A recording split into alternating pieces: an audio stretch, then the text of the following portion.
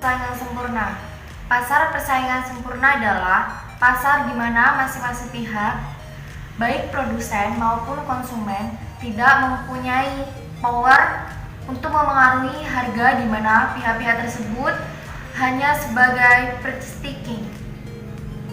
Adapun karakteristik pasar persaingan sempurna, yang pertama, purchasing, yaitu penjual dan pembeli di dalam pasar, sehingga kontribusi tiap penjual atau pembeli sangat kecil. Yang kedua, produknya homogen atau sejenis. Yang ketiga, free entry and exit, penjual bebas masuk dan keluar pasar. Yang keempat, contoh produk seperti barang pertanian, terus gas alam dan minyak bumi. Adapun revenue atau pendapatan dalam pasar sempurna, konsep yang digunakan yaitu jumlah output yang diproduksi oleh perusahaan secara individu tidak mempengaruhi harga pasar. Itu seperti TR sama dengan P kali Q, AR sama dengan TR per Q, MR. Ada juga surplus produsen, adalah total selisih antara harga yang dibayarkan kepada produsen dan tambahan biaya untuk memproduksi barang atau jasa tersebut. Yang kedua, kata lain surplus adalah total selisih antara P dan MC. Yang ketiga, dalam kurva penawaran, surplus produsen adalah area di atas kurva penawaran dan di bawah harga pasar. Adapun economic welfare ada tujuannya. Tujuan dari ekonomi adalah untuk meningkatkan kesejahteraan atau well-being atau welfare. Pihak yang terlibat itu ada produsen, konsumen, dan pemerintah. Analisis welfare yang paling sederhana adalah hanya meninjau dari sisi produsen atau konsumen. Jadi dalam ekonomi welfare itu hanya meninjau dari sisi produsen dan konsumennya saja.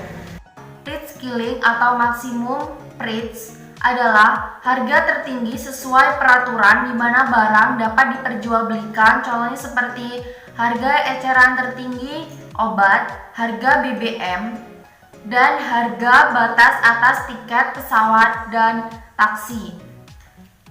Yang kedua, price floor atau minimum price adalah harga terendah sesuai peraturan di mana barang dapat diperjualbelikan. Contohnya seperti UMR. Price support dan production quantities. Yang pertama, price support adalah harga yang ditentukan oleh pemerintah di atas harga keseimbangan pasar, di mana kelebihan penawaran atau surplus yang terjadi akan dibeli oleh pemerintah. Yang kedua, dilakukan untuk melindungi produsen sehingga memperoleh income yang lebih tinggi. Selanjutnya ada production quantities, adalah pembatasan yang dilakukan oleh pemerintah terkait jumlah barang yang dihasilkan oleh industri. Incentive program merupakan pengembangan dari production quantities. Pemerintah tidak hanya memberikan perintah batasan produksi, namun dengan cara memberikan insentif kepada produsen agar mau memproduksi senilai dengan kuota yang telah ditetapkan.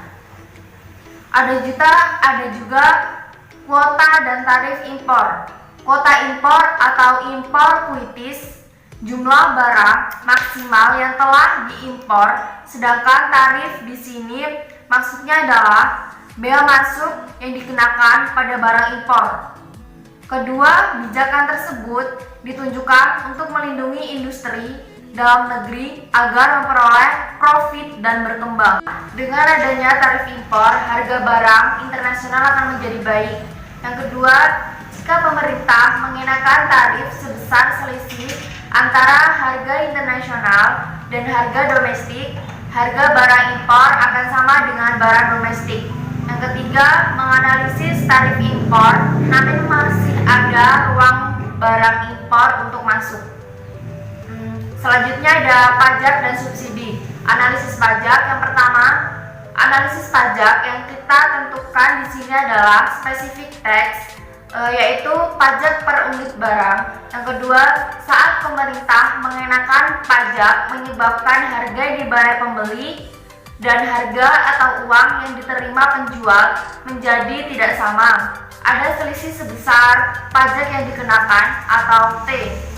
Yang ketiga, misal pajak akan disetor oleh penjual. Hal ini berarti pembeli atau PD akan lebih tinggi dari harga atau uang yang diterima penjual. Buka kurung PS yaitu sebesar T, PD sama dengan P S kecil plus T. Yang terakhir, beban pajak selanjutnya akan dibagi antara penjual dan pembeli. Mekanisme pembagian beban pajak ini disebut dengan tax incidency. Pengaruh pajak terhadap welfare. Yang pertama, pajak menyebabkan pembeli membayar harga tinggi sehingga surplus konsumen akan turun. Yang kedua, pajak menyebabkan penjual menerima pembayaran lebih rendah sehingga surplus produsen akan turun. Yang ketiga, tetapi pemerintah akan menerima tax revenue. Yang keempat, efek total terhadap ekonomi welfare. Selanjutnya ada dampak subsidi terhadap welfare. Yang pertama, sebelum ada subsidi, harga barang kuantitas seimbang masing-masing PO kecil dan QO kecil.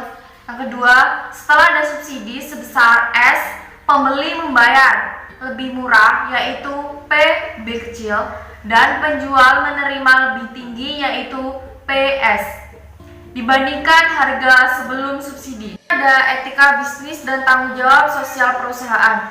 Etika bisnis adalah prinsip dan standar yang menentukan cara mengelola perusahaan yang mencakup semua aspek baik individu perusahaan maupun masyarakat dengan memperhatikan norma dan moralitas yang berlaku secara universal ekonomi dan sosial. Selanjutnya ada juga manfaat etika bisnis. Yang pertama, meningkatkan kredibilitas perusahaan. Yang kedua, meningkatkan daya saing perusahaan. Yang ketiga, perusahaan dapat menjelaskan bagaimana menilai tanggung jawab sosial perusahaannya. Yang keempat, meningkatkan kepercayaan investor. Yang kelima, membangun citra positif perusahaan. Selanjutnya ada prinsip etika bisnis. Yang pertama, jujur. Yang kedua, memenuhi janji dan komitmen. Yang ketiga, memiliki integritas. Dan yang keempat, memiliki loyalitas. Ada juga faktor yang memengaruhi etika bisnis. Yang pertama, standar dan nilai individu. Yang kedua, pengaruh manajer dan karyawan. Yang ketiga, kesempatan, kode, dan persyaratan kepatuhan. Yang keempat, pilihan beretika atau tidak beretika dalam bisnis. Ada juga pengertian tanggung jawab sosial perusahaan adalah sosial perusahaan, bisa juga disebut corporate social responsibility atau CSR, adalah suatu mekanisme sebuah perusahaan untuk secara sadar mengintegrasikan perhatiannya terhadap lingkungan sosial ke dalam operasi dan interaksinya dengan stakeholder yang melampaui tanggung jawab sosial khusus di bidang hukum. Ada juga fungsi CSR. Yang pertama, izin sosial untuk beroperasi. Yang kedua, CSR dapat memperkecil resiko bisnis perusahaan. Yang ketiga, CSR dapat melebarkan akses sumber daya.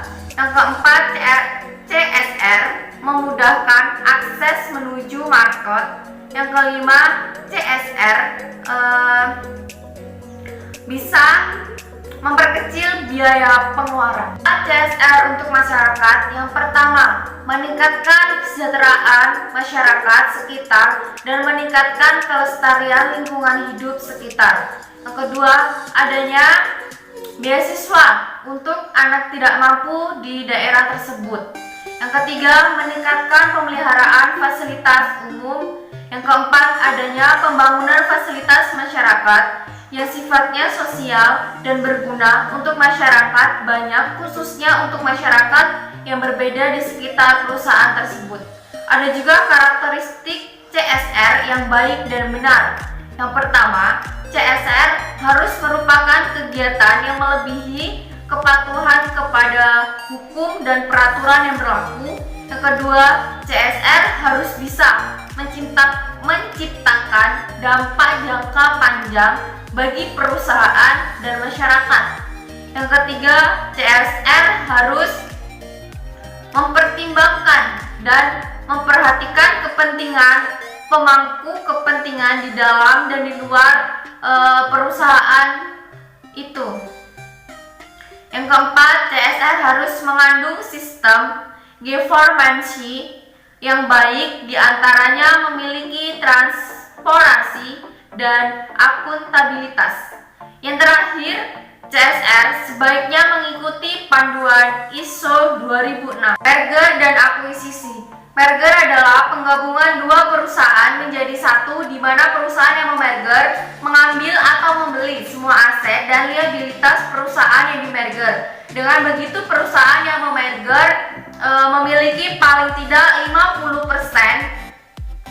saham, dan perusahaan yang dimerger berhenti beroperasi dan pemegang sahamnya menerima sejumlah uang tunai atau saham di perusahaan yang baru.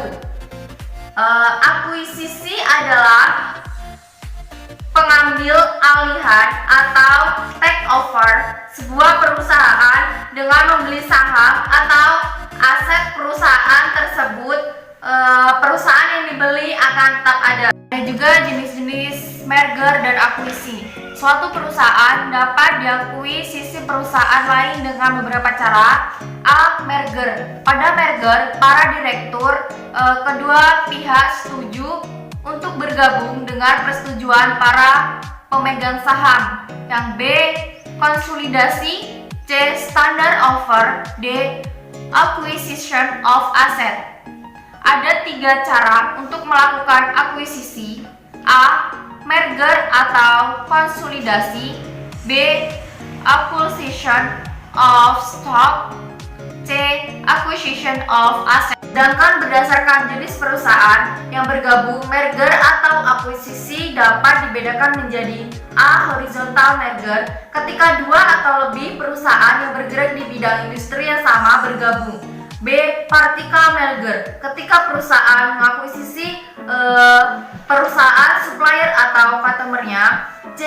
Conglomerate merger, perusahaan dalam industri yang sama tapi tidak di dalam garis bisnis yang sama. C. Conglomerate merger, terjadi ketika perusahaan yang tidak berhubungan bisnis melakukan merger. Beberapa alasan perusahaan melakukan penggabungan melalui merger dan akuisisi.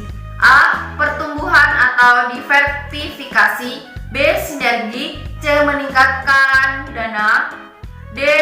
Menambah keterampilan manajemen atau